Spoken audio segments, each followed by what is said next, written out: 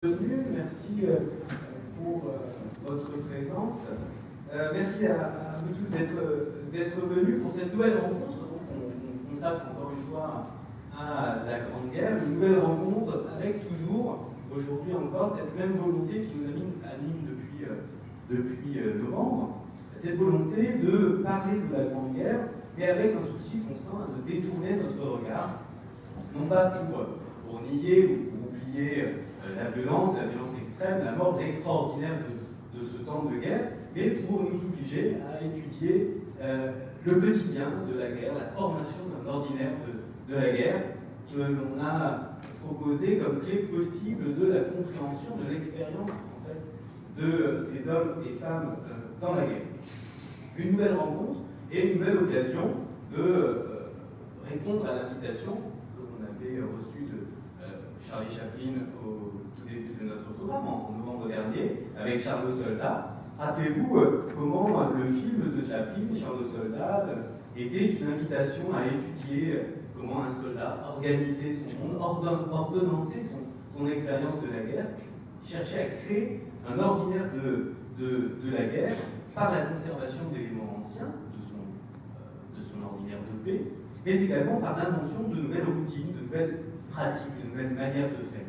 Et rappelez-vous peut-être, pour ceux qui avaient eu la chance d'être présents, une scène où Charlot lit, c'est la scène de réception du courrier, Charlot malheureusement n'a pas de lettre, et il lit par-dessus l'épaule d'un de ses camarades la lettre qui ne lui est pas adressée, mais tout en ressentant les émotions que doit susciter cette lettre. Or, cette scène était, à mon sens, une scène clé dans le film, d'abord parce qu'elle est très drôle, mais aussi parce qu'elle met l'accent sur l'importance souvent pointée par ailleurs dans le cinéma, et puis également par les historiens et par tous les anciens combattants qui ont pu témoigner de leur expérience, l'importance de ce moment de la distribution du courrier, et plus généralement l'importance du courrier dans l'expérience de ces combattants. Elle était importante aussi, je pense, parce qu'elle soulignait bien combien le courrier permettait de maintenir des liens, c'est une évidence, avec le monde d'avant, avec le monde extérieur, avec aussi sans doute le monde d'après, celui que l'on espère finalement rejoindre.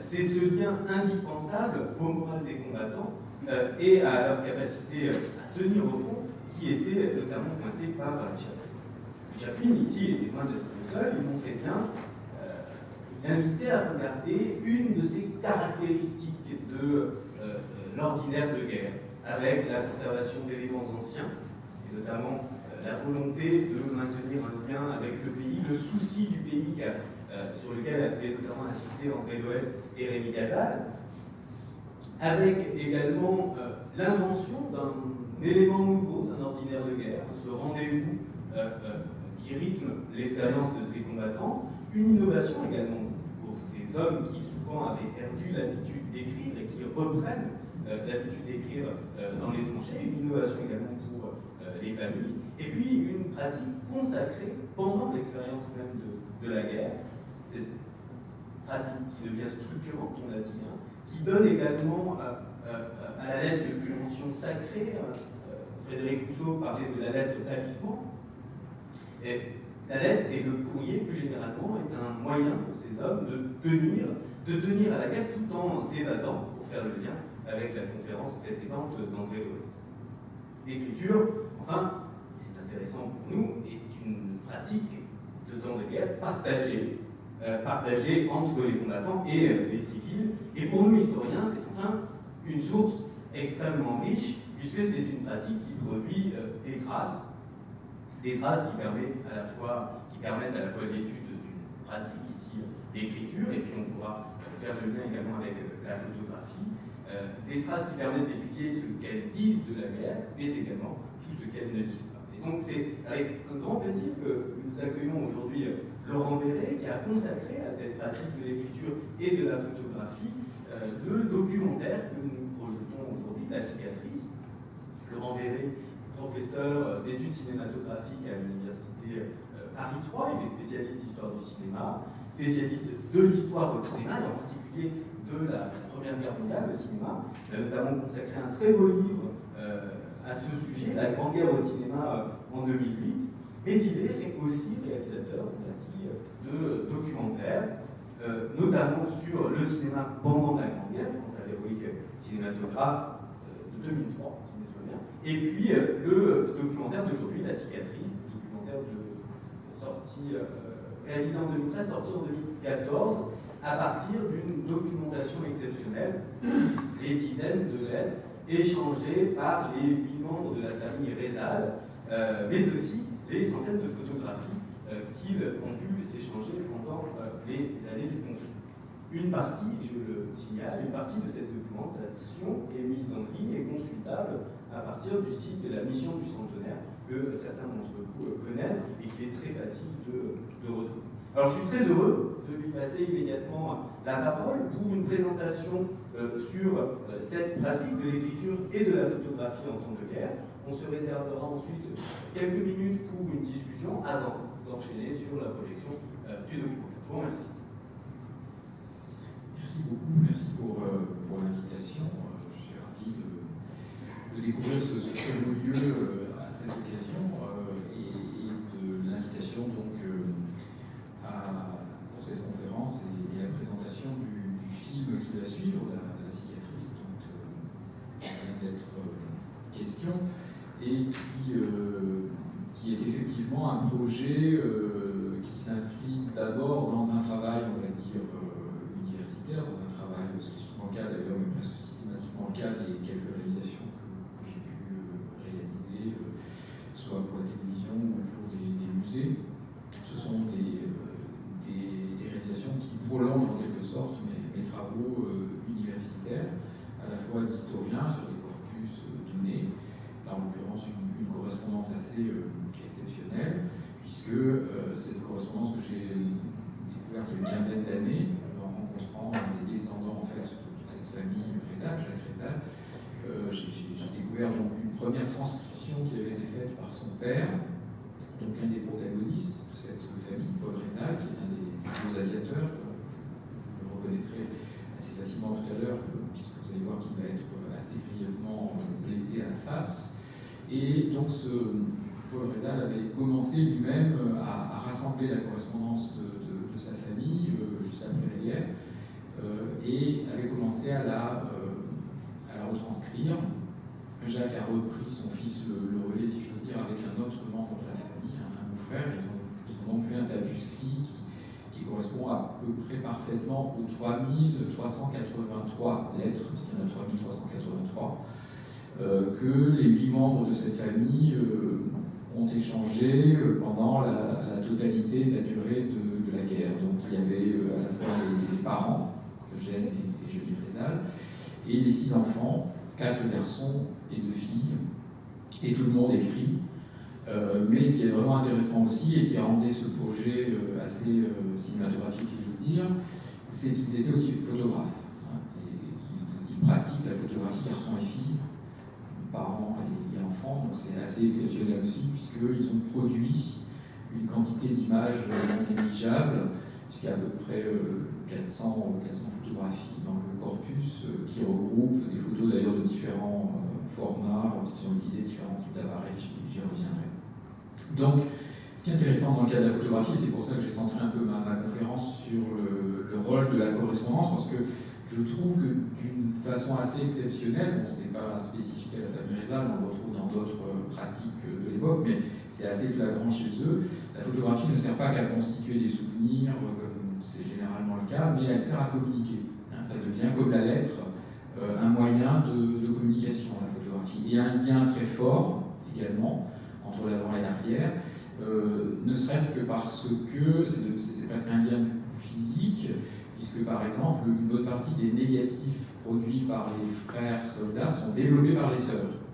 Donc c'est le côté révélateur au sens propre comme au sens figuré de l'image provient bien souvent de l'intervention notamment d'une des jeunes sœurs, Sherifa, qui va s'initier à cette époque-là non seulement au métier d'infirmière qu'elle va finir par exercer, mais également au laboratoire photographique, en apprenant à développer les photos de ses frères.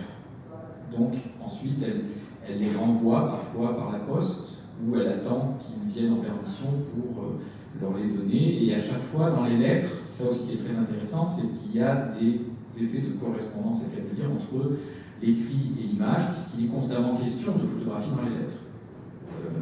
À la fois, les garçons demandent de la pellicule à leurs parents ou à leurs sœurs, ils décrivent ce qu'ils ont photographié, les parents ou les sœurs en échange dans les lettres parlent de ce qu'ils ont vu dans les photographies, posent des questions, voilà, donc ça devient un vecteur de communication et d'échange qui est effectivement tout à fait exceptionnel.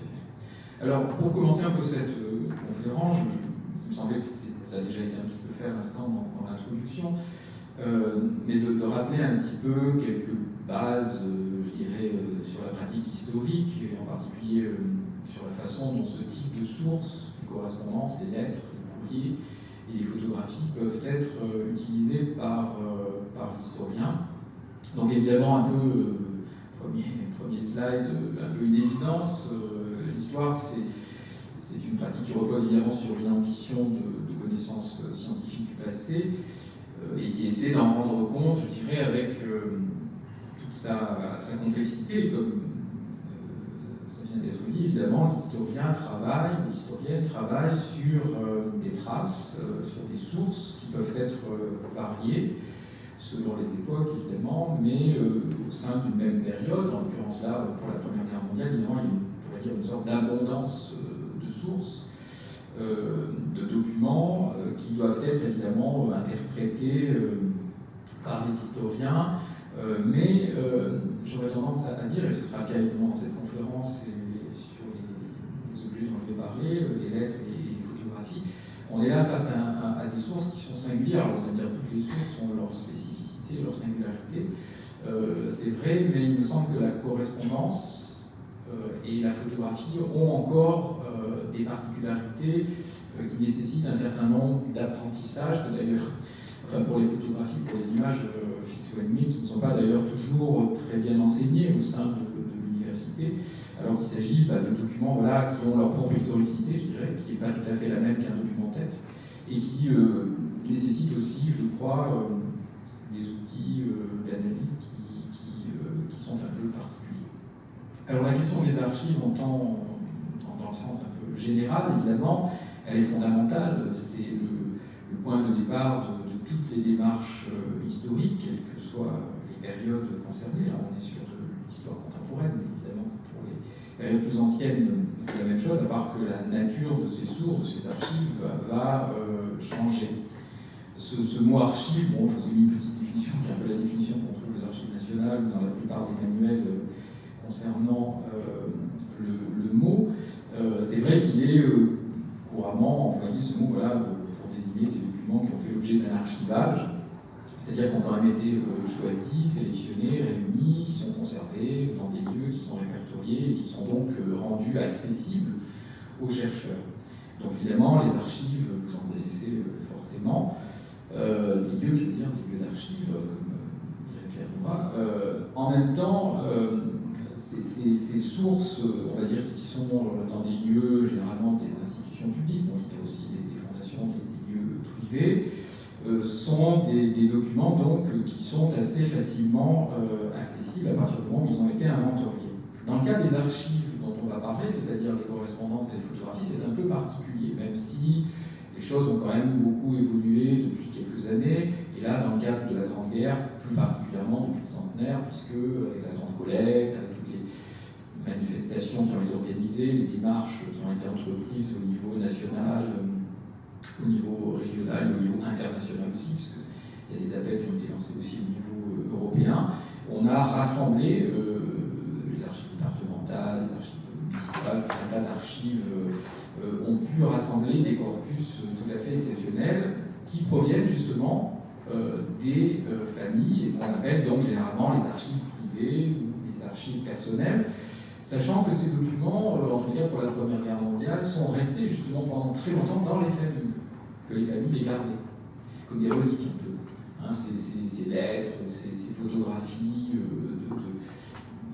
quelle que soit la génération, d'ailleurs évidemment la génération qui était concernée par la guerre, elle a conservé ces documents de manière très précieuse, parce qu'il s'agissait pour eux de véritables reliques, il y a presque une dimension sacrée dans cette documentation-là. Mais les générations suivantes ont fait de même généralement. Mais bon, après, les choses ont un peu évolué maintenant, un peu changé. Peut-être que les plus jeunes générations se sentent un peu moins concernées, même si c'est quand même un des résultats positifs, je dirais, du centenaire, c'est qu'on voit que malgré l'éloignement dans le temps, cet événement reste encore très présent dans les familles françaises et que même les plus jeunes, du fait des différentes manifestations qui ont été organisées, y compris surtout même dans le cadre scolaire, beaucoup de jeunes se sont montrés très sensibles à cette histoire-là et on ne peut évidemment que s'en réjouir. En tous les cas, ces objets, ces archives privées, on pourrait même parler des objets au sens propre du terme, parce qu'il y a aussi tout un tas d'objets, l'artisanat de tranchées, en fait, tous ces objets qui ont été fabriqués par les soldats eux-mêmes, par des camarades qui, là aussi, ont intégré pratiquement toutes les familles de France, sur les cheminées, sur les meubles.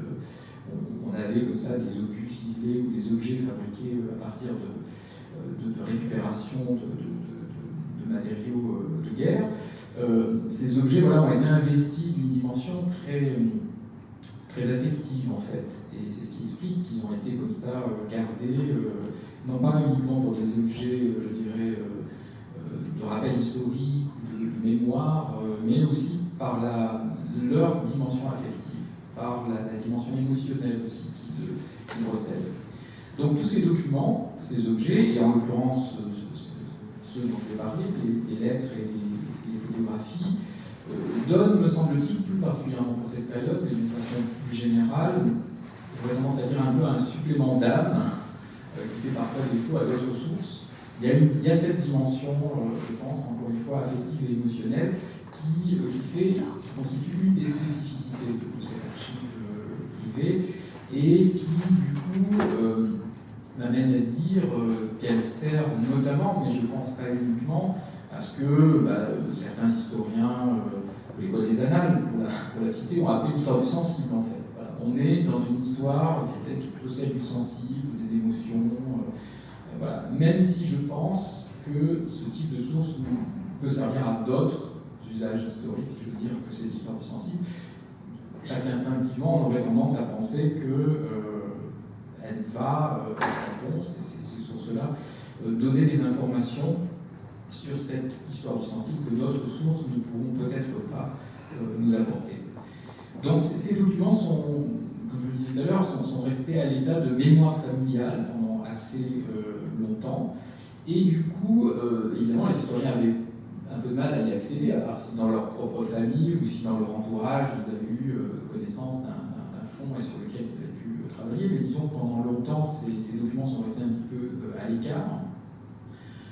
Non seulement des historiens de la Première Guerre mondiale, mais on pourrait dire même de pas mal d'autres historiens qui ne se sont pas forcément intéressés, faute de facilité d'accès, mais pas uniquement à ces documents. Or, je pense, là j'énumère un peu, que ces documents sont très intéressants pour saisir d'abord des expériences quotidiennes, parce que voilà, quel que soit le niveau social, des épistoliers, évidemment, ces lettres nous donnent des informations sur l'expérience quotidienne, même si j'y reviendrai, il faut prendre évidemment un certain nombre de précautions, comme pour toutes les sources.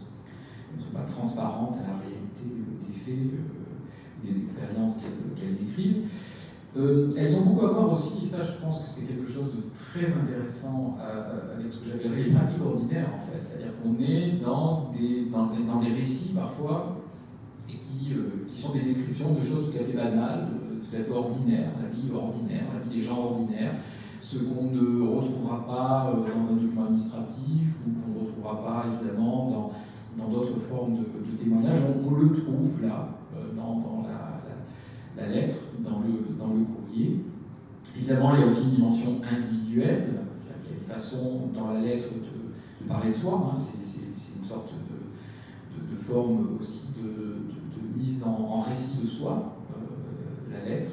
Et puis, il y a cette dimension émotionnelle dont je parlais, affective. Et évidemment, quand on parle de périodes exceptionnelles comme c'est le cas de guerre, j'y reviendrai, la dimension affective, la dimension émotionnelle, prend une importance, je dirais, capitale. Il y a de nombreux travaux maintenant très intéressants, je pense en particulier à la très belle thèse de Clémentine Vidal-Naquet qui vient d'être publié, où elle travaille justement sur les correspondances amoureuses de cette période-là, et c'est juste extraordinaire de voir, alors aussi quel que soit le milieu social, parce que ça va de milieux très modestes, ouvriers, jusqu'à des familles de la grande bourgeoisie, à quel point le contexte de la guerre modifie, je dirais, le rapport aux émotions et cette dimension affective, et amène des gens à se dire des choses par écrit qui ne se diraient probablement pas oralement et a fortiori face à face. Donc voilà, c'est aussi tous ces aspects-là qui évidemment sont très intéressants et très importants, et on rentre du coup voilà, dans cette histoire de l'intimité, dans cette histoire de la vie psychique aussi, parce qu'on voit bien dans certaines de ces lettres que là aussi, sans faire de la psychanalyse de bas étage, les individus sont amenés parfois à parler d'eux-mêmes, à exprimer des choses sur leurs ressentis, sur leurs tourments, sur leurs souffrances intérieures qu'ils n'exprimeraient pas non plus oralement. L'écrit devient comme ça un moyen, surtout dans le contexte de la guerre, d'exprimer du ressenti, des souffrances personnelles, de les partager avec une personne en qui on a confiance. Donc c'est une information pour le coup là, vraiment très, très importante.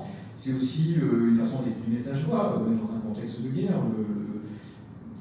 le bonheur éphémère d'un moment partagé, le souvenir d'une permission dont on fait un récit quelques jours après, les espérances, ça a été dit tout à l'heure, c'est vrai que le courrier devient aussi une façon de formuler l'après, qu'on espère évidemment un peu plus radieux que le présent, et un après qu'on ne peut imaginer qu'étant vivant. Donc voilà, il y a aussi cette projection sur l'avenir qui s'exprime souvent dans ces lettres, dans ces mots, les regrets, les craintes, les angoisses, et évidemment les souffrances que vivent quotidiennement ces soldats, même si là, enfin en tous les cas c'est le cas pour la correspondance Rézal, je pense que c'est le cas pour d'autres correspondances de combattants de la Grande Guerre, il faut être extrêmement prudent parce qu'il y a une forme d'autocensure, il y a une façon chez beaucoup de ces combattants de ne pas décrire justement directement l'horreur qu'ils vivent, les atrocités qu'ils voient, pour ne pas effrayer leurs proches, en particulier leurs parents ou leurs compagnes. Alors dans le cas de la famille Rézal, ce qui est intéressant, c'est que comme ils sont 4, et qu'en plus il y a les 2 sœurs, il y a des niveaux de récit très différents. C'est-à-dire qu'un même événement peut être raconté différemment, on raconte d'une certaine façon aux parents pour les ménager, mais on va se le raconter entre frères, entre combattants, sans se ménager, parce que voilà, on est entre combattants et qu'on n'a pas besoin de se faire de se cacher des choses. Donc c'est assez intéressant. Dans le cas d'une correspondance comme celle-là, on a, compte tenu du nombre de protagonistes, des différents endroits où ils se trouvent, du statut qui est le leur, etc., on a accès, me semble-t-il, à un niveau d'information sur l'expérience même de ces gens qui est un peu exceptionnel. On ne retrouvera pas, par exemple, dans une correspondance entre un couple, entre un combattant et sa femme, et encore moins dans une correspondance entre un fils et ses parents.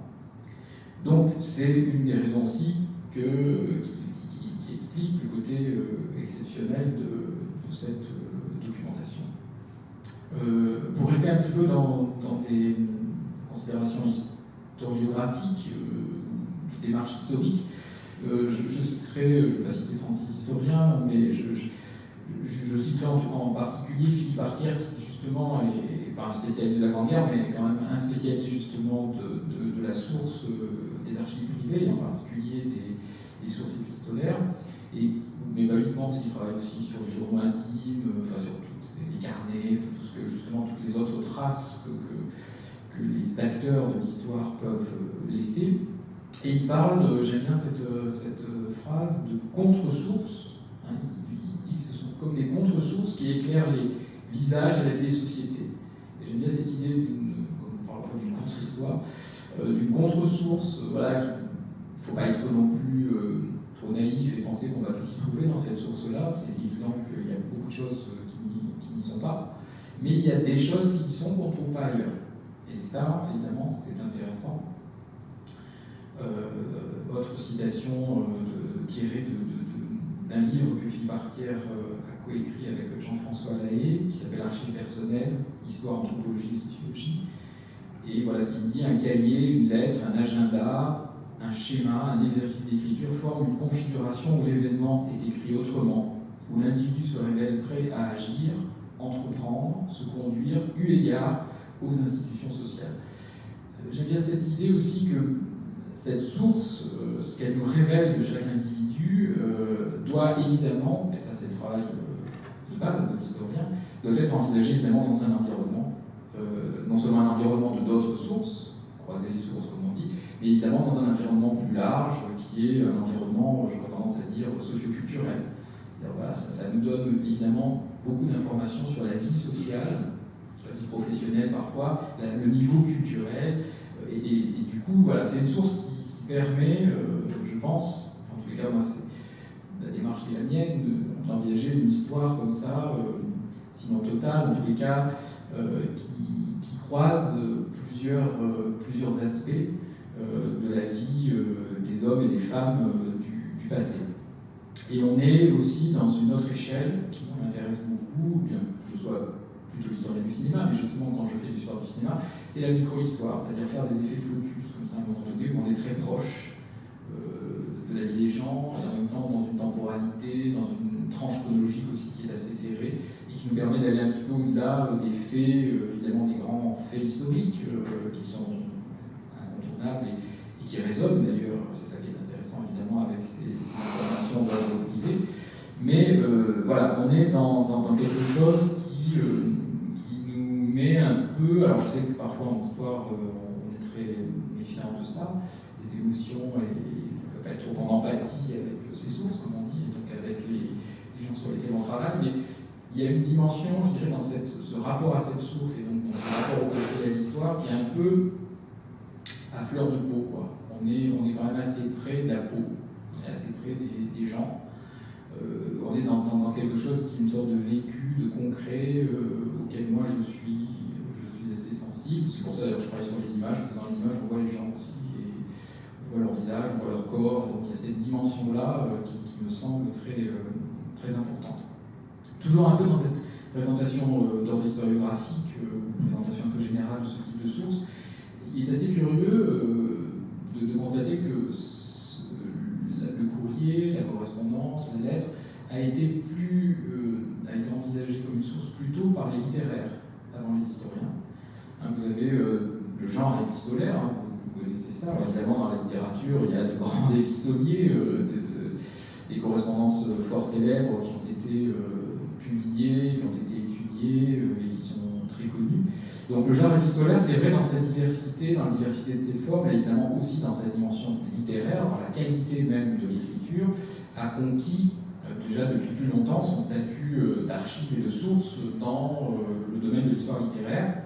C'est bien un peu plus tard dans le domaine, je dirais, purement historique.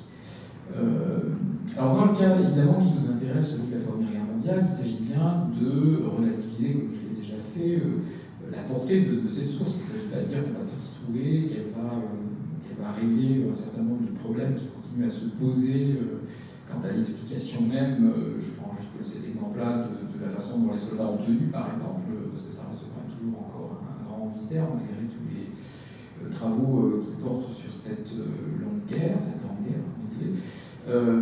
C'est une source qui peut contribuer à apporter des informations supplémentaires, mais qui évidemment ne suffit pas pour tout comprendre, et qu'elle doit être resituée dans cette masse documentaire absolument gigantesque que constituent les archives de la Grande Guerre. Il y a un événement du XXe siècle qui a produit une quantité d'archives absolument exceptionnelle, c'est bien celui-là. Et pour rester d'ailleurs dans le domaine archivistique, c'est intéressant de noter que pour l'image dont je vais parler dans un instant, c'est le moment clé dans l'histoire du XXe siècle où on prend conscience de la nécessité justement de garder des images comme archives. Il y avait déjà eu des collections photographiques qui avaient été constituées au XIXe siècle par certains grands établissements publics, notamment même aux Archives nationales ou à la Bibliothèque nationale, mais c'est la première fois en tous les cas où on va décider très vite, dès le début de l'année 1915, et ça c'est vrai non seulement pour la France, mais pratiquement pour tous les pays belligérants de l'époque, enfin en tout cas pour l'Allemagne et l'Angleterre, compte tenu de la conscience que les contemporains ont du côté absolument exceptionnel de l'événement. D'ailleurs, cette expression grande guerre qu'on utilise aujourd'hui, elle est forgée dès ce moment-là, parce que les contemporains ont conscience qu'il s'agit d'un événement extraordinaire.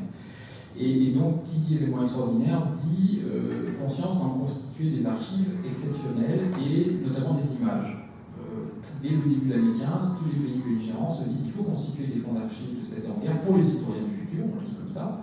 Il y a un certain nombre de textes tout à fait sérieux, écrits par des conservateurs, etc., qui vont dire très clairement qu'il s'agit d'une source exceptionnelle et qui documentera, alors c'est un peu naïf, rétrospectivement, en tout cas on peut considérer que les affirmations sont un peu naïves, un peu positivistes, beaucoup disent que ce sera la source la plus proche de l'image, fixe ou animée, sera la source la plus proche de la vérité.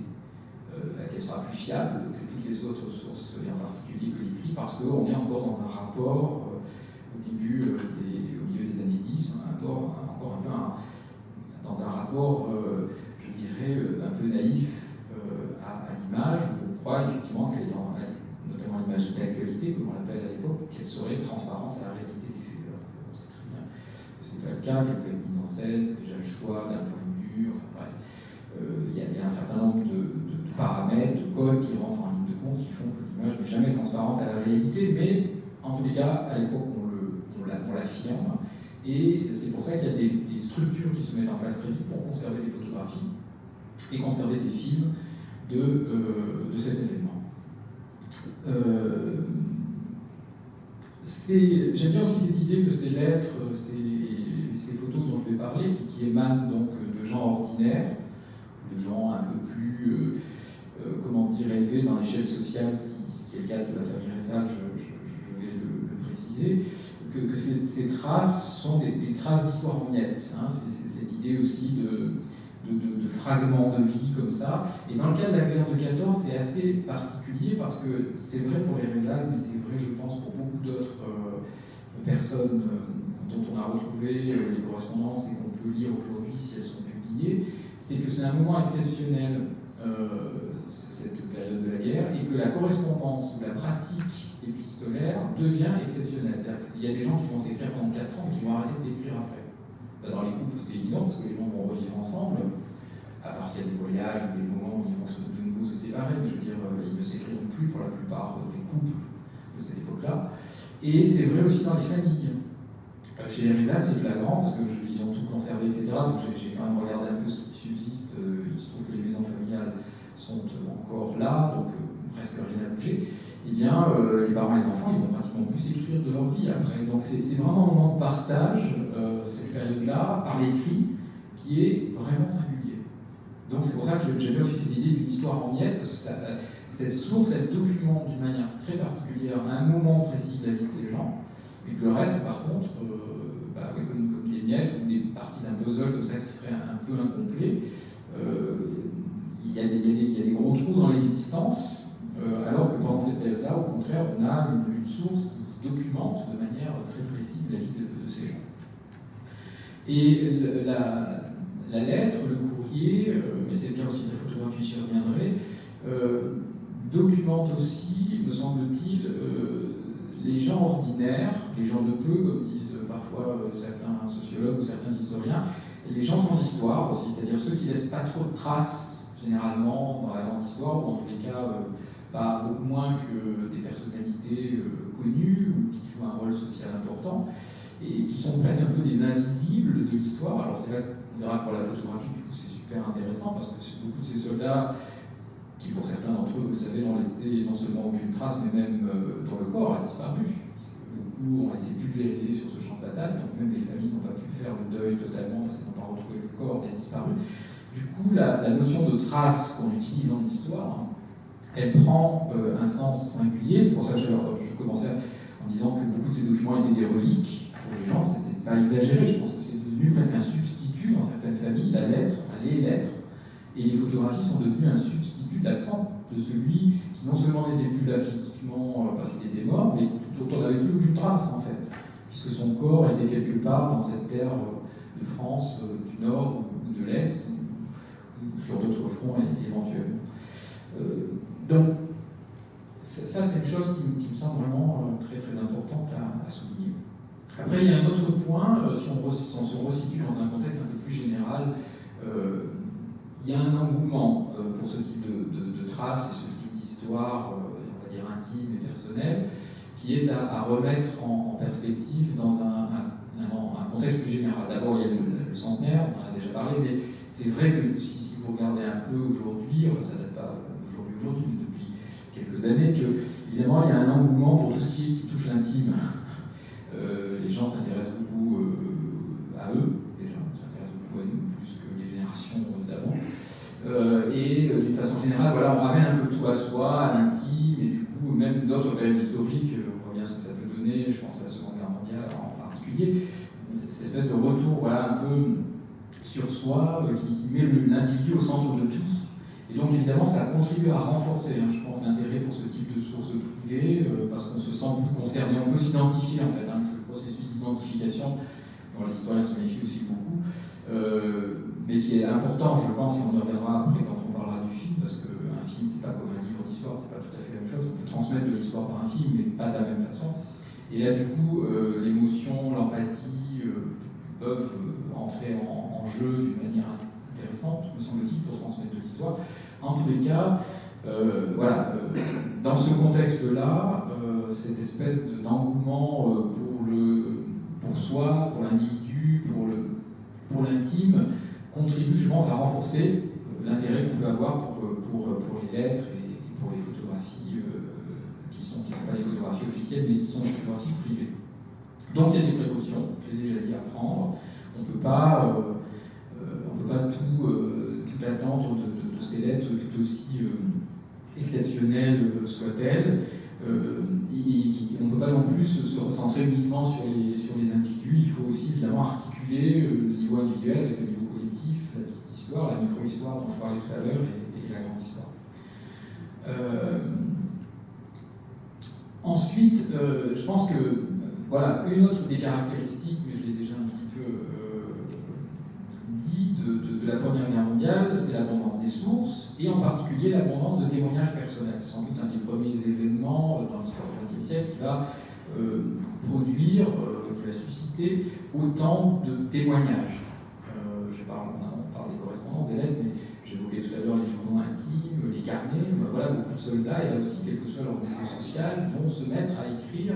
Il y a une écriture de soi, en fait, qui est très très intéressante durant cette période-là, et on griffonne voilà, sur des agendas. Il y a des quantités de petits agendas de poche que tous les contemporains avaient, qu'on a aujourd'hui son smartphone. Enfin, moi je suis encore adepte de l'agenda papier, mais voilà, comme aujourd'hui on note un certain nombre de choses qui font partie des banalités de la vie, penser à aller faire des courses, ou ces petits agendas à l'époque, beaucoup de soldats, mais pas uniquement les soldats, j'ai constaté qu'à l'arrière aussi, certains membres de leur famille, du coup, les utilisent, ces cachets et réserves, pour parler de soi, de ce qu'on ressent, de ce qu'on a vu dans les journaux, d'un événement dont on parle, d'un fait qui produit du discours à un moment donné.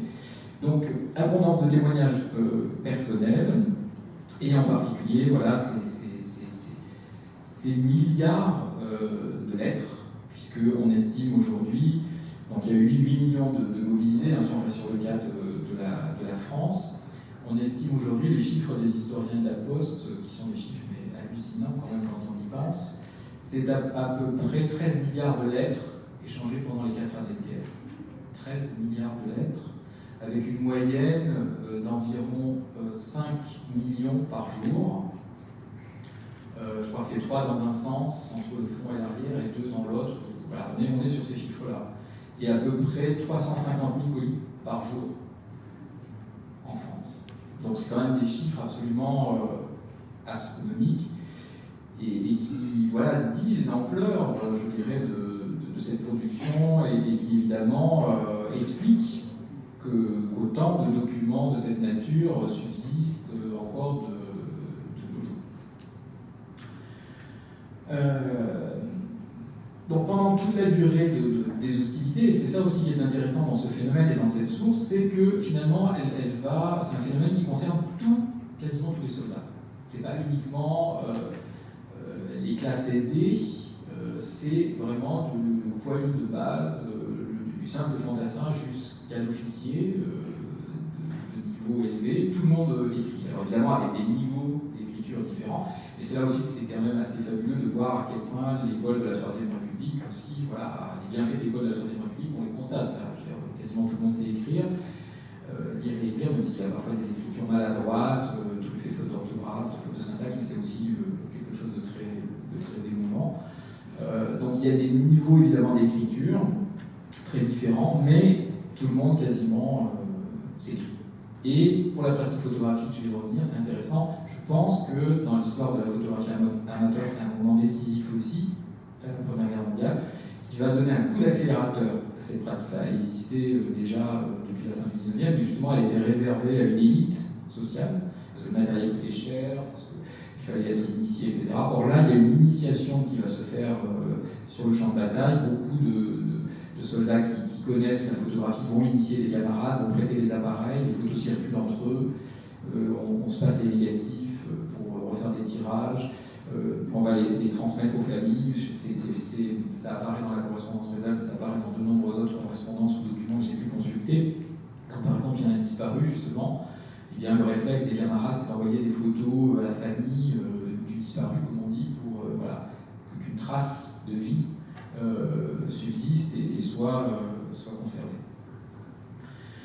Il y a un autre aspect aussi qu'il faut évoquer et qui permet de comprendre la production massive de lettres et de photographies, c'est que cette grande guerre, cette Première Guerre mondiale, comme on dit, c'est quand même une guerre qui a généré essentiellement des moments d'inaction. On a toujours tendance à imaginer qu'on est tout le temps en mouvement, tout le temps en train de partir à l'assaut, tout le temps. En réalité, dans ce temps long de la guerre, eh bien, les moments de combat sont les temps les plus courts. Mais c'est un temps aussi extrêmement violent. Évidemment, c'est ce qui explique les pertes absolument terribles, c'est-à-dire que ce soit les assauts où les combattants sont fauchés par les mitrailleuses adverses qui commettent évidemment des dégâts absolument terribles, ou les bombardements, ces fameux combats d'artillerie qui produisent évidemment des morts en très grande quantité, ou qui pulvérisent les corps, comme on le disait, ou qui produisent des blessures terribles.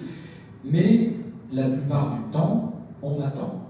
On attend dans la tranchée, on attend dans des cantonnements. Alors, généralement, dans les cantonnements, ils n'attendent pas trop les pauvres parce qu'on leur fait faire des exercices pour les occuper quasiment tout le temps. Donc, mais je veux dire, il y a des temps de latence pendant lesquels, justement, il faut occuper le temps. Et donc, on s'occupe en écrivant des lettres ou des traces sur des carnets. Parmi les loisirs, on fait de la photographie, on développe. Il y a des laboratoires photographiques qui sont installés, alors peut-être pas dans les tranchées de première ligne, au moins dans des tranchées de deuxième ou de troisième ligne, et évidemment dans les cantonnements de repos. Donc, voilà, c'est aussi ce rapport au temps qui explique qu'il y a la distance, il y a la séparation, la peur de la mort, mais il y a aussi une temporalité de la guerre qui permet, avec une guerre de position, parce que voilà, on est enterré, on ne bouge pas, on est dans des mouvements comme ça qui facilitent paradoxalement, qui facilitent l'écriture. Là, je vous ai mis dans les quelques visuels aussi, il y a une chose qu'on a tendance un peu à oublier, on les imagine toujours en train d'écrire les soldats avec des moyens de fortune. Alors évidemment, il y a beaucoup de lettres qui sont écrites avec des feuilles de papier, mais il y a aussi le style Rank de Waterman, qui existe depuis la fin du XIXe siècle et qui connaît une popularité pendant la guerre assez exceptionnelle. On en vend énormément. Et vous voyez là une publicité dans un magazine qui fait justement, qui vante les mérites du Waterman qui serait le plus apprécié sur le front par les épistoliers.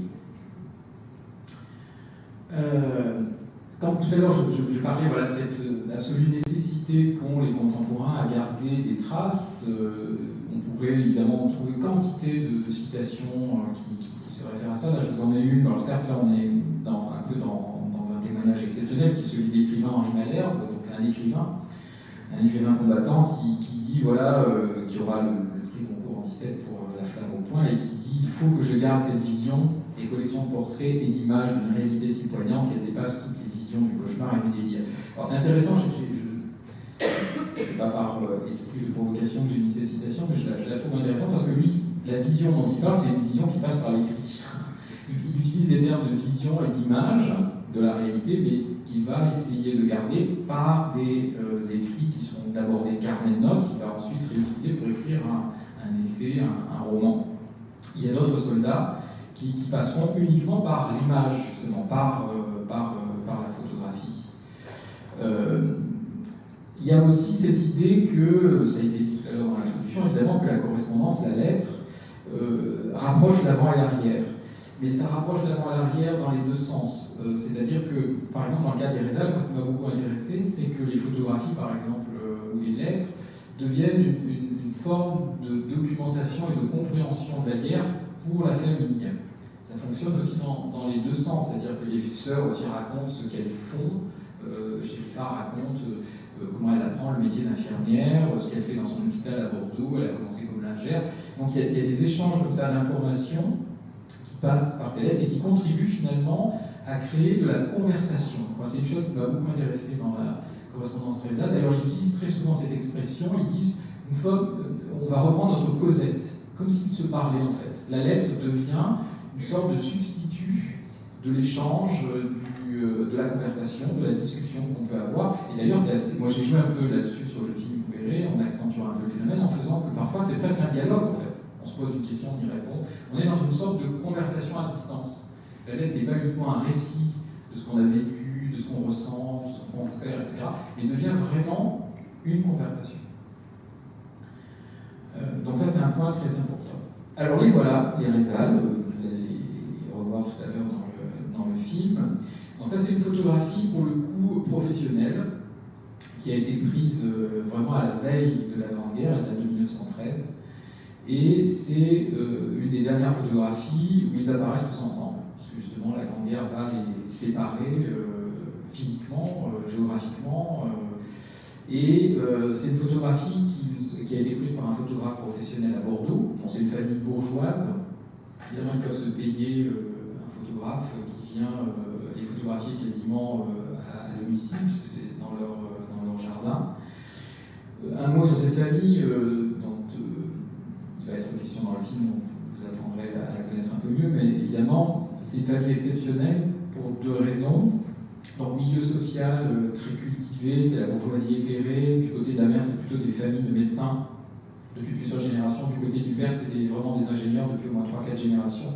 Des polytechniciens, des ingénieurs des ponts et chaussées, des bâtisseurs. Mais cette bourgeoisie très éclairée, humaniste, laïque, il n'y a jamais question de Dieu dans leurs lettres. Donc ça, c'est aussi un point très intéressant. Ce sont des républicains convaincus, mais ça de longue date, hein, venus dans leurs ancêtres, des députés, des gens voilà, qui ont joué un rôle politique en faveur de la République. Et ce sont des gens qui ont une ouverture d'esprit tout à fait exceptionnelle pour l'époque, puisque 4 de leurs enfants ont des prénoms arabo-musulmans, ce qui évidemment est très très rare en France à cette époque-là. Alors pour quelle raison? Parce que le père, Eugène Rezal, qu'on voit là, assis avec sa belle barbe blanche, son premier poste de jeune ingénieur des ponts et chaussées, il a été nommé à Tunis. Ils ont vécu 10 ans en Tunisie, entre 1886 et 1896. Ils ont eu 4 enfants là-bas, et ils ont donné des prénoms locaux. Salem, Younes, Chérifa et Meriem. Et les 2 autres garçons qui sont nés quand ils sont revenus en France, en métropole à Lyon, ils les ont appelés Paul et Louis. Donc évidemment, ça donne aussi une idée, je dirais, voilà, d'un certain niveau, non seulement social, mais d'ouverture, je dirais, d'esprit, de tolérance, qui est un peu exceptionnel, il faut bien le dire.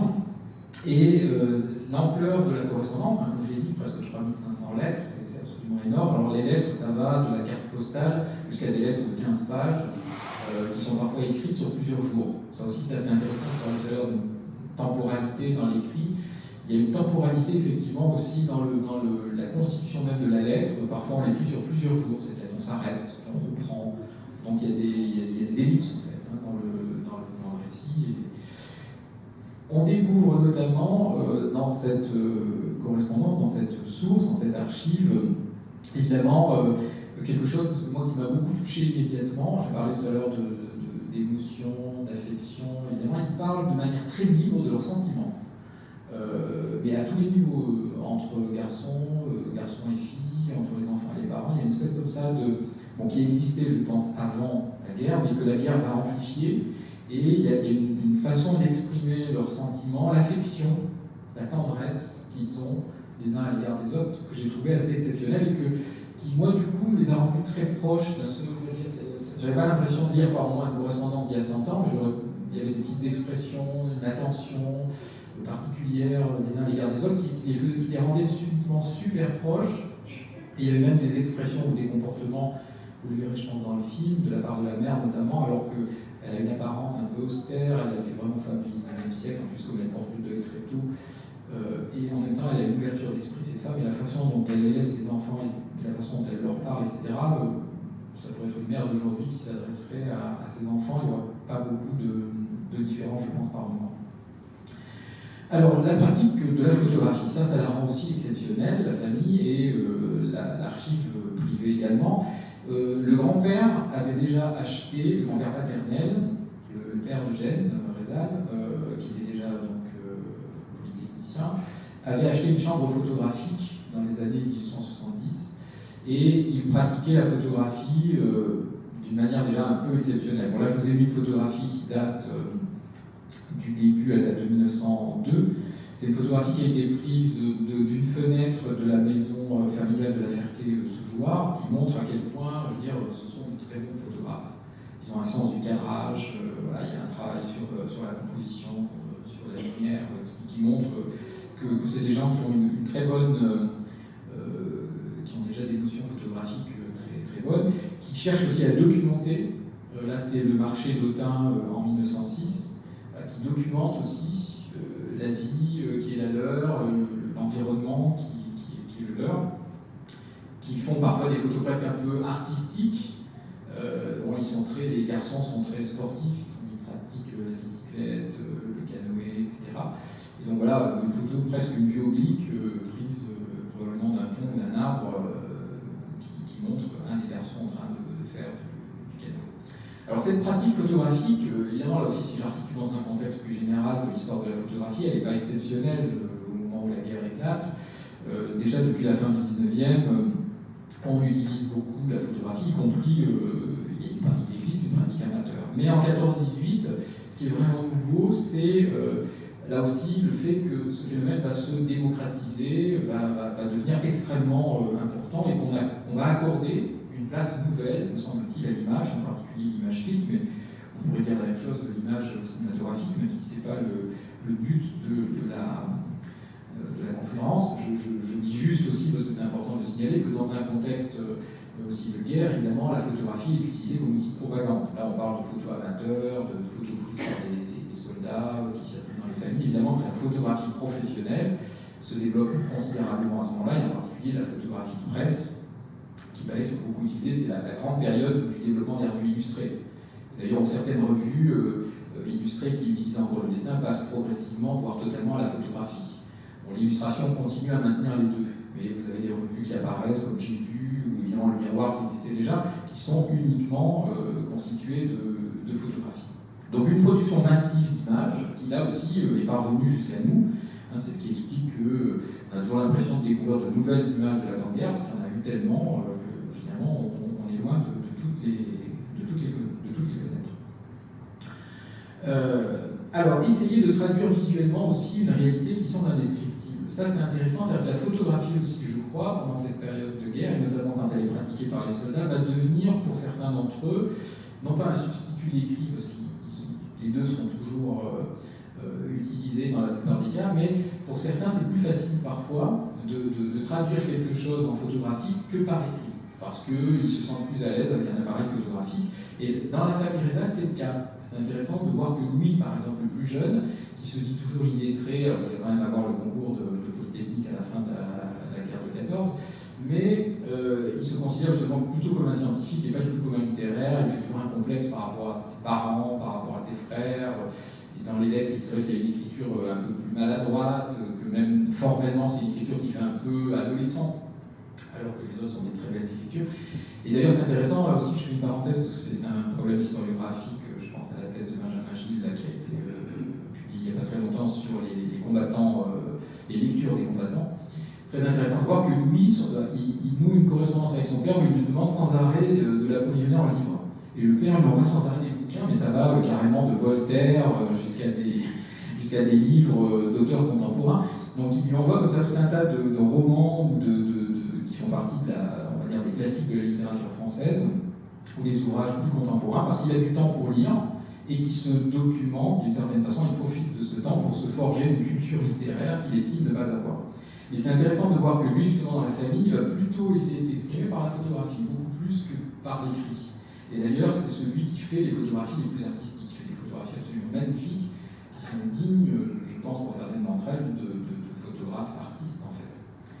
Donc, la photographie offre, et là on en a un cas assez emblématique avec Louis Rézal, offre la possibilité, là aussi, d'une écriture de soi. Et c'est pas un hasard si beaucoup de ces combattants font des autoportraits. Ça aussi, c'est un phénomène assez nouveau. Tout à l'heure, je vous montrais une photo de la famille Rézal. On se faisait tirer le portrait avant chez le photographe, ou le photographe venait à la maison pour faire une photo de la famille. Pendant la guerre de 14, c'est un moment, à mon avis, où l'autoportrait se développe d'une façon absolument incroyable. Et Louis, il fait des quantités d'autoportraits, il fait même il a un geste, par exemple, c'est exactement le même que ce geste que font aujourd'hui les jeunes ou les moins jeunes quand ils font des selfies.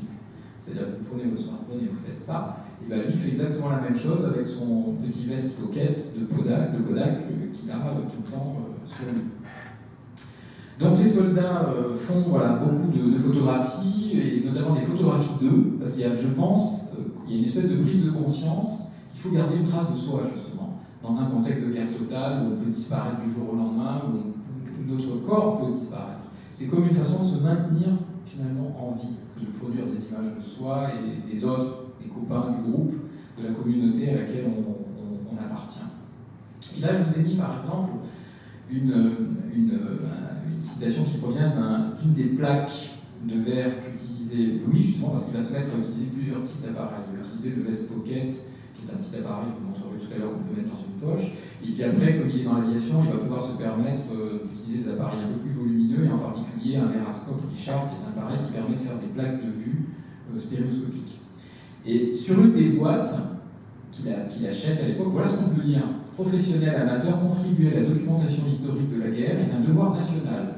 Envoyer à la section photographique de l'armée 3 rue de Valois à Paris une épreuve de tous vos clichés, tous vos droits seront réservés. Donc même au niveau, je dirais, institutionnel et professionnel, on incite les combattants à produire de la photographie pour eux, mais aussi pour constituer une documentation historique. Et on les incite à déposer, ce que font certains d'ailleurs, au moment même ou après, leur production photographique pour que ça rentre dans les archives nationales, on va dire. Donc c'est quand même quelque chose de très intéressant. Alors, deux catégories d'images. Je passe sur les professionnels, parce que ce n'est pas l'objet de la conférence, mais évidemment, aussi bien côté allemand que côté français, il y a des photographes professionnels, vous voyez, qui utilisent des appareils assez volumineux. Enfin là, il y a une caméra et un appareil photo. Qu'il y a des laboratoires aussi professionnels qui sont installés à proximité du front. Vous en voyez un ici qui est installé sans doute en troisième ligne. Il y a un laboratoire de la section photographique de l'armée. Il y a des laboratoires professionnels à l'arrière où on développe les photographies dans des conditions qui sont celles d'un laboratoire professionnel.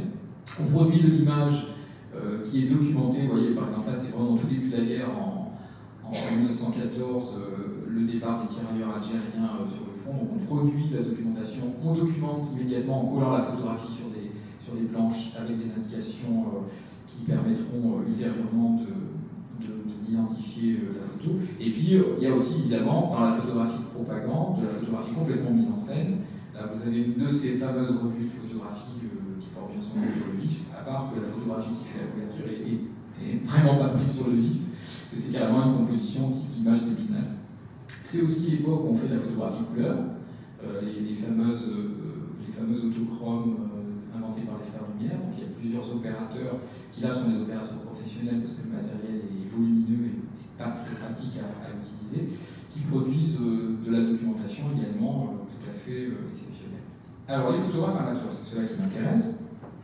Il y en avait déjà avant la guerre de 14, mais comme je le disais, leur nombre va augmenter. Et la plupart d'entre eux utilisent ce petit appareil-là, qui est donc ce fameux Vest Pocket de Kodak, qui est un appareil américain, qui a été fabriqué à partir de 1911-1912, et qui présente plusieurs avantages. Le premier, c'est qu'il n'est pas très cher.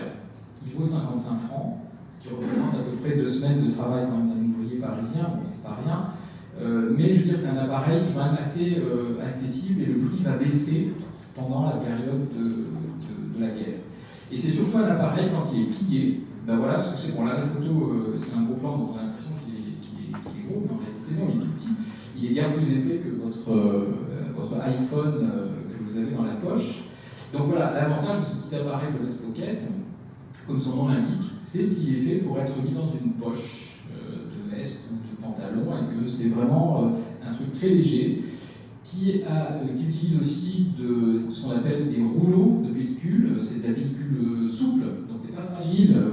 Bon, certes, on ne peut faire que 5 à 10 vues avec un rouleau de pellicule, c'est pas énorme, mais je veux dire, c'est très facile à transporter. Et puis les rouleaux, une fois qu'on les a enregistrés, on les met dans sa poche et on les développera ultérieurement. Donc c'est quand même d'un usage très très simple. Après, il y a des appareils un petit peu plus sophistiqués, comme celui-là, le 6,5-11, qui est un des appareils que va utiliser lui.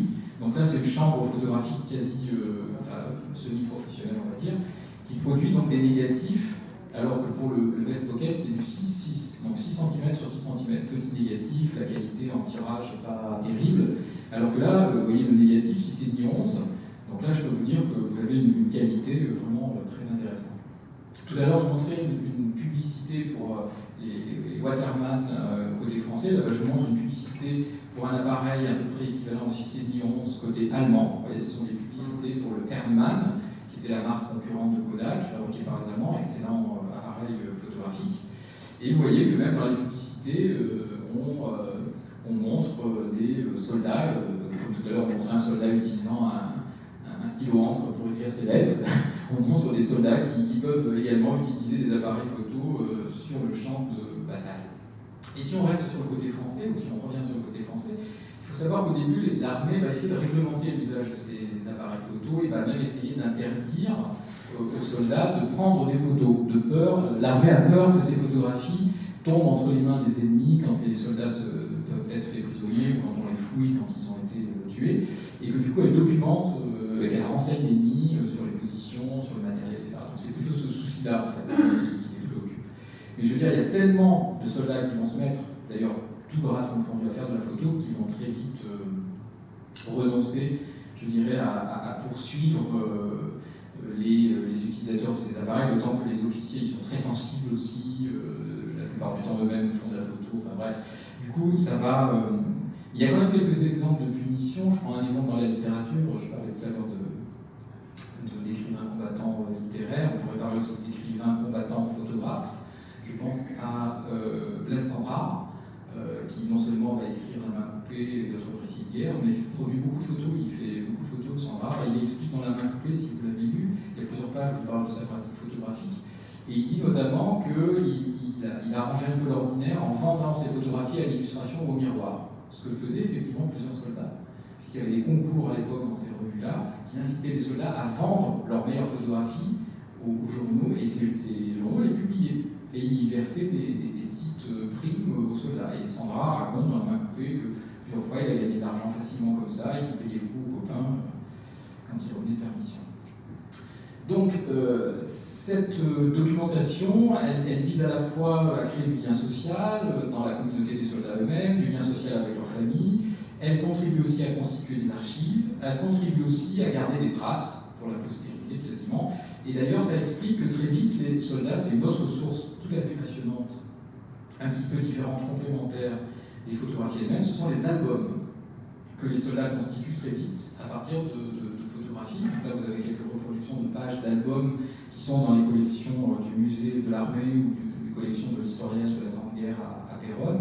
Par exemple, un très bel exemple allemand d'un album qui a été fait par un officier qui était lieutenant et qui est vraiment une sorte de collage, montage avec des légendes très précises, avec parfois des réflexions sur son expérience de guerre. Enfin, c'est vraiment un très très beau document, et qui sont des documents évidemment qui peuvent être constitués dans le cas des officiers plus facilement parce qu'ils sont évidemment dans des conditions matérielles un peu différentes des soldats. Les soldats généralement ils les constituent plutôt à l'arrière quand ils sont en permission, ou il y en a d'autres qui sont constitués évidemment après la guerre. Là je vous montre quelques photos allemandes qui sont intéressantes, notamment un autoportrait. Je ne sais pas si vous le reconnaissez. Il n'est pas très connu, son portrait n'est peut-être pas très Ernst Jünger, le grand écrivain Ernst Jünger, qui lui aussi adorait et a écrit plusieurs textes quasi théoriques sur la photographie. Ils sont évidemment beaucoup moins connus que ces textes littéraires, mais dans les années 20, il va écrire plusieurs textes sur justement l'intérêt documentaire de la photographie de guerre. Super intéressant ces textes-là, qui ont été traduits depuis, qu'on peut trouver dans des ouvrages en français. Il a eu conscience très tôt, en tant que combattant, de l'absolue nécessité de faire de la photographie, et en particulier des photos de lui. Ça va très loin d'ailleurs dans la collection des photos de Jünger, puisque c'est là qu'on voit aussi la facette du personnage qui est bien visible dans ses écrits. Il prend très souvent la posture, dans ses autoportraits ou dans les photos qu'il fait faire par ses copains de lui, du chasseur. Par exemple, il y a des photographies où il pose à côté de corps de soldats anglais, avec son fusil, ses grenades, comme un chasseur qui poserait à côté du gibier, en fait. C'est quand même assez terrifiant. Mais ça en dit long, là aussi, sur le rapport à la violence extrême de ce combattant qui faisait partie des unités combattantes de pointe, qui étaient très souvent dans les troupes d'assaut, et voilà, on sait très bien dans ces récits qu'il adorait ça. Autre utilisation de la photographie aussi, déjà dès le temps de la guerre, je l'ai dit, mais qui va évidemment se développer après, c'est la photographie comme trace du disparu. Donc les photos sur les tombes, sur les plaques mortuaires, c'est aussi un phénomène assez nouveau pendant la Grande Guerre et qui va évidemment se développer après. Donc tout un réseau évidemment de sociabilité, ça je l'ai déjà un petit peu expliqué. Cette écriture de soi, j'en ai également parlé. Voilà justement, tout à l'heure je parlais des vues stéréoscopiques. Donc vous voyez qu'un appareil pour prendre des vues stéréoscopiques avec des plaques de verre qui sont donc là pour le coup des supports très fragiles, c'est beaucoup plus encombrant et donc beaucoup plus difficile à utiliser que le petit Vest Pocket. Donc ces appareils-là, il n'y a que les photographes professionnels qui peuvent les utiliser, ou des photographes comme Louis Rizal, qui sont des amateurs éclairés un peu fortunés, qui peuvent se le payer ça, et surtout qui sont dans des corps d'armée qui leur permettent d'utiliser ces appareils-là. En l'occurrence, lui, il est dans l'observation aérienne, et évidemment, dans l'observation aérienne, il a beaucoup plus de facilité. Là, vous avez la visionneuse, qui correspond à, une fois que vous avez pris les plaques de verre, vous utilisez cette petite visionneuse portable qui permet de les regarder. Donc ça, je l'ai déjà un petit peu dit, je passe sur ces slides. Juste, je vais terminer, voilà, là c'est une photographie prise par Louis, justement, de sa sœur Myriam. Ce qui est assez étonnant aussi dans les photographies des Rizal, et qui montre à quel point justement ils ont une utilisation de la photographie très moderne pour l'époque, c'est qu'ils se lâchent, si j'ose dire, dans l'appareil photo. Alors que la tendance encore à cette époque-là, quand on va chez le photographe évidemment, on pose, il y a tout un rituel, aussi un décor qui contribue à prendre la pose que pratiquement tout le monde prend. C'est toujours la même pose. C'est le cas notamment des jeunes soldats, des jeunes hommes quand ils partent au service militaire, qui vont faire une photographie dans leur uniforme, ils posent tous exactement de la même façon devant le même décor. Or là, ce qui est intéressant dans la pratique amateur telle qu'elle se développe pendant la Grande Guerre, et en particulier chez les Rizal, c'est qu'il y a une espèce de liberté devant l'objectif qui fait que on éclate même de rire devant un objectif, ce qui est très très rare. Il y a assez peu de photos de cette époque-là où on voit des gens éclater de rire, comme c'est le cas de Myriam sur cette image. Quelques citations aussi extraites des lettres qui montrent justement ce rapport singulier chez eux avec la photographie. Voilà, c'est Myriam qui écrit en mars 1915 à son frère René Salem. Ça me fait plaisir, tu sais, d'avoir cette photo de toi, je te regarde souvent. Donc cette idée voilà, du lien, on regarde, on met en évidence souvent la photo du proche, du parent. On a tout le temps un peu à côté de soi ou sur soi. La photo est souvent sur soi aussi. Autre citation extraite d'une lettre de mai 1915 du père, Eugène, à son fils aîné Salem. Ta mère a assisté aux premiers essais de photographie de Paul qui, du premier coup, a volé les 6 plaques d'un film. C'est un début qui promet, c'est un peu ironique, tes 2 frères sont enragés de photographie et je comprends bien qu'ils deviendront des artistes. Bon, c'est un petit peu une façon pour le père de plaisanter évidemment autour de cette pratique photographique, mais qui montre à quel point évidemment elle se développe et elle prend de l'importance. Voilà une des plaques prises justement par le Verascope Richard qu'on voyait tout à l'heure, qui est un autoportrait encore de Louis. C'est-à-dire que là pour le coup, il n'a pas pu faire comme avec un smartphone, l'appareil est lourd, il l'a mis sur un trépied, le Verascope qu'on a vu tout à l'heure, sur un petit trépied, et il a un déclencheur souple qui lui permet de déclencher à 1 mètre, un peu moins d'1 mètre, généralement c'est des déclencheurs qui font 80 cm. Il déclenche l'appareil pour se prendre en photo. Donc vous voyez, c'est lui qui pose. Il est encore dans l'artillerie avec son casque. Non, c'est un casque d'infanterie.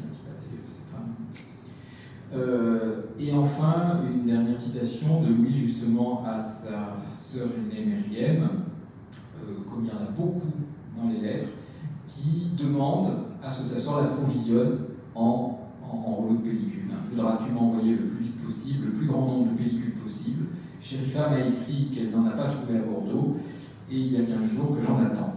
Tu m'as qu'à demander des pellicules Kodak numéro 116, donc c'est très précis, et si on te demande le format, c'est 6,5, des pellicules de 6. Donc voilà, cette idée à un moment donné qu'il faut l'approvisionner, et ça revient évidemment régulièrement. Il y a même, cette correspondance, elle est très intéressante pour documenter justement la pratique de la photographie amateur, y compris dans ce qu'elle a de plus technique, parce que comme ce sont quand même des ingénieurs, etc., et même les filles, elles donnent des informations très très précises, par exemple, sur la pratique du laboratoire, sur les composants chimiques, sur le temps pour les révélateurs, sur le temps de séchage. Elles s'améliorent, elles se perfectionnent, elles achètent de nouveaux papiers qui ont un rendu plus intéressant. Bref, c'est vraiment une source là aussi pour l'histoire, on va dire, de la photo amateur, qui est très intéressante.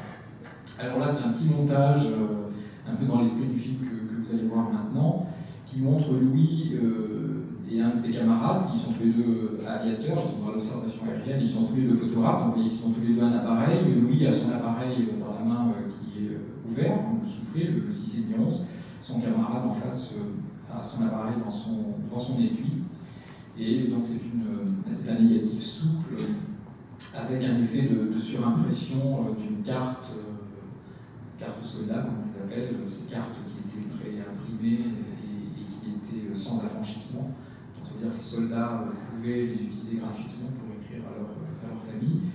Voilà, qui vient un peu en surimpression de la photographie pour vous montrer un peu l'esprit qui sera un peu celui du film que vous allez regarder. Et puis un dernier autoportrait de Louis, voilà, qui pose à côté des baraques de son escadrille, dans ces moments dont il parle assez souvent dans ses lettres, qui sont des moments de décontraction. Alors évidemment, ça peut paraître parfois, si on lit tout ça dans les lettres, on se dit si la coulée douce, ça a l'air d'être tranquille.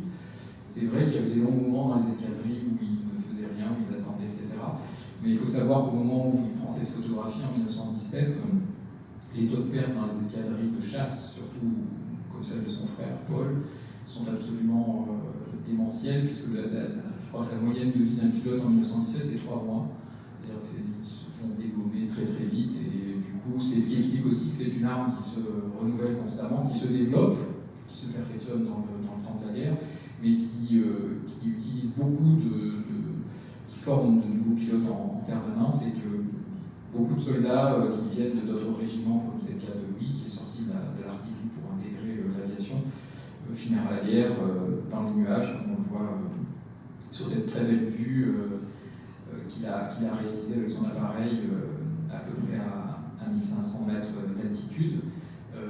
Il faisait beaucoup de photographies de nuages comme ça, et ce qu'on appellerait un peu des vues obliques ou des vues horizontales, type de photographie qui va devenir artistique au début des années 20. Il y a plusieurs photographes qui vont se spécialiser dans ce type de vue de nuages, et lui il en fait vraiment beaucoup. Alors c'est interdit là pour le coup, il le dit souvent dans ses courriers qu'il prend des risques. Il fait aussi beaucoup de photographies. Alors voilà, un selfie par exemple réalisé, alors ce qui explique qu'il est un peu flou d'ailleurs, dans son avion.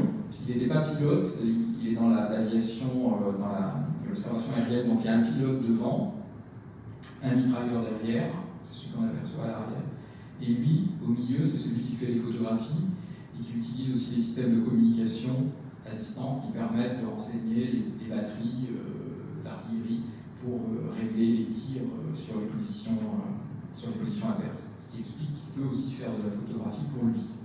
Voilà.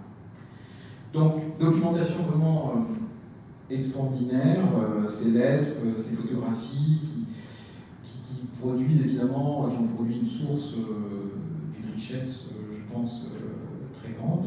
mais dont la mise en récit, et c'est de ça dont on pourra parler après si vous voulez après le film, parce que le film que vous allez voir ne prétend pas être ni l'illustration de ce que je viens de raconter, ni le récit complet de la vie de cette famille, encore moins l'histoire de la Grande Guerre. C'est juste une mise en récit d'archives, mais d'une infime partie de ces archives. Parce que dans le film que vous allez voir, il y a en tout et pour tout 150 lettres sur 3383. Évidemment, c'est une sélection qui s'est opérée après un travail de réflexion, d'analyse de l'ensemble du corpus, que j'ai resserré sur 150. Et en fait, évidemment, après, aucune des lettres, pour être très clair, en fait, il y a 73 extraits des 150 lettres que j'ai présélectionnées dans le film. Et évidemment, elles ne sont jamais utilisées dans leur entièreté. Moi, je n'ai utilisé que des fragments de ces lettres, que des extraits, évidemment, comme le font les historiens quand ils utilisent des citations, des sources qu'ils utilisent. Donc il y a un travail de mise en récit de l'archive. Il y a un travail aussi, je dirais, de fictionnalisation de l'archive. C'est-à-dire qu'à partir de ces sélections, ce travail de montage, finalement, qui est, je pense, le travail de l'historien, il fait du montage en permanence. Hein. Il sélectionne des sources, à l'intérieur de ces sources, il va prélever des éléments, qui va recoller d'une certaine façon. Évidemment, ensuite, il a des hypothèses, il utilise des arguments, il apporte une démonstration, il ne fait pas un simple collage. Mais on est dans cette logique du montage, que moi j'ai mise en application d'une façon plus ordinaire, si je veux dire, dans un film, parce que c'est l'expression qu'on utilise pour faire un film, faire du montage. Mais la matière de base, c'est-à-dire cette correspondance, ces photographies de famille, plus vous allez voir quelques extraits de films contemporains, de films d'actualité contemporains qui résonnent avec les lettres ou avec les photos présales, est un travail de montage. Et voilà, c'est un point de vue, c'est quelque chose de resserré, et ça ne prétend évidemment pas à l'exhaustivité, et c'est juste une entrée, je pense. Voilà, c'est une entrée dans le corpus qui pointe un certain nombre d'aspects de cette source, de cette archive privée, mais qui n'est qu'un regard finalement sur elle. C'est le mien. J'espère qu'il n'est pas trop faux, ce regard. Je ne pense pas. Moi, j'ai rien réécrit. Hein. Les fragments, les extraits que j'ai utilisés sont vraiment des éléments puisés dans cette correspondance. Mais par contre, j'ai fait un travail effectivement de sélection et d'assemblage qui tient un discours sur cette vie, sur la vie de cette famille, sur le contexte historique dans lequel elle a vécu, et sur la documentation elle-même. Mais peut-être que d'autres personnes, d'autres historiens, d'autres réalisateurs qui travailleraient sur le même corpus produiraient, même sans doute, un autre document. Voilà, donc j'espère que ça n'a pas été trop long. Merci. Allô? Vous m'entendez? Non, ça marche pas. Merci beaucoup pour cette présentation, cette introduction sur ce thème de l'écriture.